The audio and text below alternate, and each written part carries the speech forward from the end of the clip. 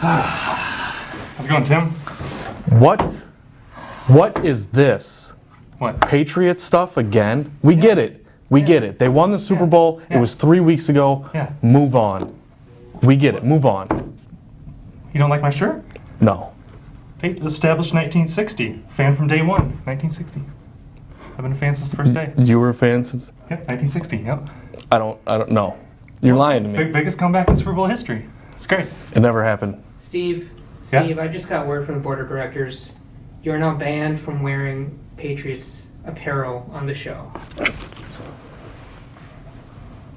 Sorry. It's a victory for all of us. Did you put them up with this? I may have sent an email. This is your doing? Maybe a little. I can't believe it. How many times, at every turn, do I get put down by the man on this show? Are you calling me the man? No. I just... come on! Where's my... This is my polo I keep under here. You look much better in the white than the Patriots, anyway. Just put my... Where's the hole at? Tim! Where's the hole? I can't find the hole!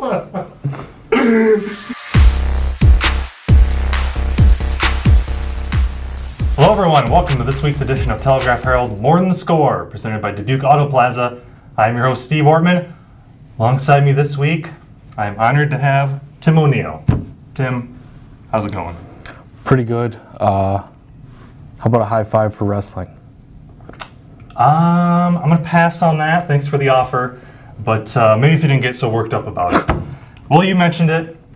Iowa State Wrestling Tournament. Always an exciting weekend for wrestling fans all across the state.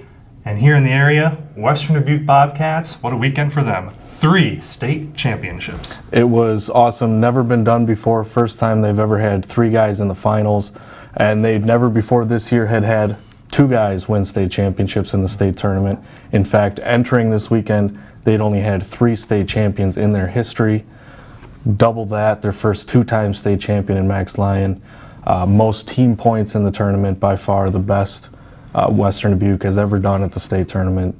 And what more can you say than 3 for 3 in the state finals? They did better than the state powers Southeast Polk and West Des Moines Valley and Fort Dodge. Just a phenomenal showing. Yeah, and I must say, if you call last week's episode, I kind of prophesized Max Lyon and Aaron Costello running through the bracket. Can we have that clip? Can we show that? There it is.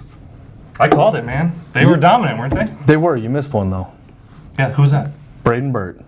Braden Burt? He was waiting to smash the ladder over my head, I'm assuming. But yeah, Braden Burt, Max Lyon, Aaron Costello. Start at the top. Costello pinned his way through the state tournament, scored more team points than any other wrestler in the tournament. And to cap off his dominant season, not only is he the 3A state champion, he beat the 1A and the 2A state champion this season. So really the undisputed 285-pound champion in the state. Max Lyon finished his career on a 103-match win streak, 2 state championships, 51-0 as a junior, 51-0 as a junior, 52-0 as a senior. And then Braden Burt, just a fantastic story. Started wrestling a little bit in 7th grade, didn't wrestle in 8th grade, came back out as a freshman. He was 3rd string, really didn't start until his sophomore year, didn't medal before this year, and then was just an absolute force at 132 pounds at the state tournament, beat the number 1 ranked kid. It was kind of funny to me, they took Burt down to start with and then let him back up right again. That was kind of the method they were going to use to score points, and that was the last time they had the lead. Burt just totally took over after that, and just a dominant showing for him, and matches the state championship his brother won for Dubuque Wahlert in 2014.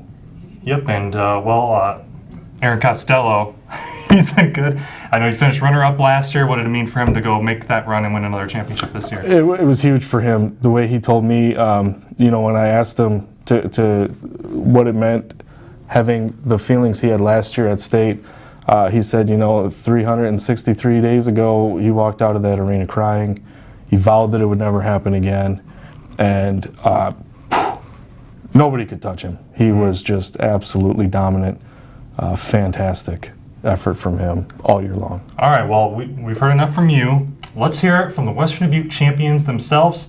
Tim caught up with all three of them down at the state tournament after they won their championships. Now, take me through your match, because beforehand it looked like Sherry was smiling at the kind of crowd support that you had, and then you come out, take them down almost right away. Just take me through that match. What were you able to do to be successful and just not give anything up? Well, he was going for big points. I don't think he thought he could win that match unless he got those big points. So right away, I dug that underhook and he went for that lat drop, and I caught him in it right away. I knew what he was going to look for the rest of the match.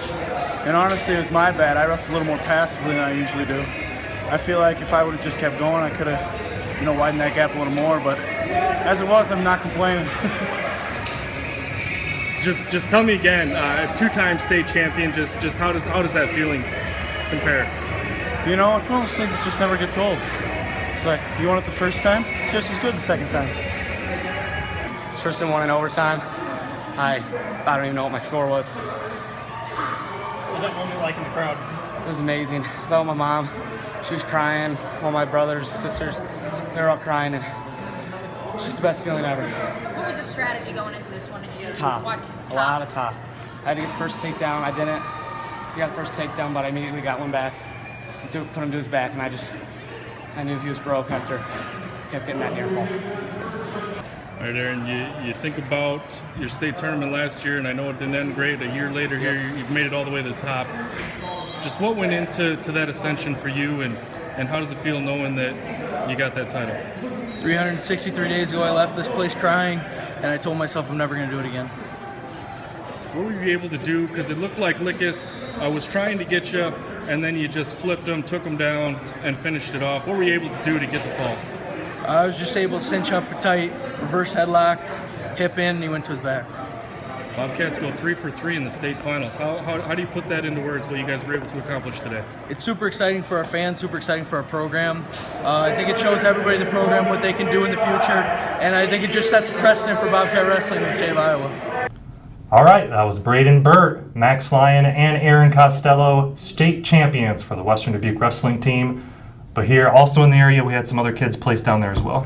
Yeah, in all we had 11 medalists, 9 of whom won their final match down at the state tournament. Starting with Western Dubuque, Jacob Close was 5th at 113 pounds. For Hempstead, Nathan Feldman was 7th at 138, and Joe Pins won 3rd at 120. For Dubuque Waller, a couple of third-place finishers, Colton Bartow at 160 and Boone McDermott at 182. Phenomenal tournaments for both of those guys. Then you look to Bellevue, Mason Lyons at 195, won the program's first state medal since 1989. And then Dyersville Beckman had a couple of 8th-place medalists.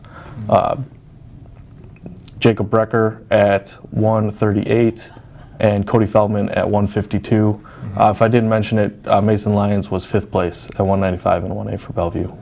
All right, well, you had your turn down in Des Moines. Now things turn on my end. Girls state basketball headed to Des Moines this coming Monday and Tuesday. We qualified 2 teams down to the state tournament. Cascade in Class 2A. They'll be playing number 3rd ranked Central Decatur on Tuesday morning at 10 a.m. Decatur unbeaten on the season. It's a tough draw for the Cougars, who are making their 4th trip to state in the past 5 seasons. Also going down in Class 1A, Bellevue Marquette. They're making their first state appearance since 2013. They'll be playing number 7 ranked Kingsley Pearson on Monday morning at 11:45 a.m. So we got 2 teams going down. We'll see how it works out. Western Dubuque, who had been to state 3 years in a row in Class 4A, in their regional final were nipped with 1.4 seconds left on the clock. A pair of free throws from Carly Rucker advanced North Scott down to the state tournament. Bobcats staying home this year. Another great season for them. They finished 21-2. So we'll have all the coverage for you down at the girls state basketball tournament, Cascade and Bellevue Marquette. I'll be down there. You can follow it all online, telegraphherald.com, or in our print editions next week. That's it. All kinds of state things going on. What do you say? Can we burn that Patriot shirt out back? Just unbelievable. Man, I cannot appreciate the biggest comeback in Super Bowl history. Not my comeback. Not my Super Bowl champions. All right. Well, anyways, God bless you, Tom Brady, as far as I'm concerned. That's going to do it for this week's episode of Telegraph Herald. More Than the Score, presented by Dubuque Auto Plaza. I'm your host, Steve Ortman. He's a bitter Tim O'Neill. We'll catch you next week. We off the air? We good?